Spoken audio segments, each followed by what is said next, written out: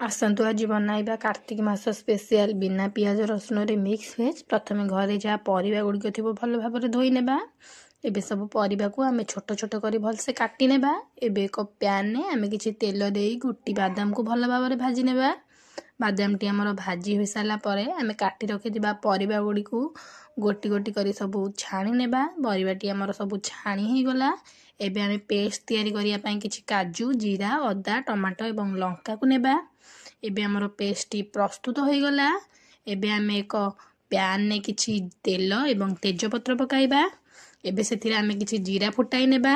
जीराटी हमर फुटी आसला परे आमे सेथिरे लंका गुंड पकाइबा। हल्का भाबरे टिके गोलाई नेबा। आमे एबे आगरु पेस्ट जो तैयारी करथिबा ताकू देई दबा। पेस्ट को देई आमे एबे सेथिरे किछि लंका जीरा लूण हळदी एवं करी मसला पकाइबा। एबे पेस्ट सह एगुडी को भल भाबरे आमे एबे गोलाई की मिसाई नेबा।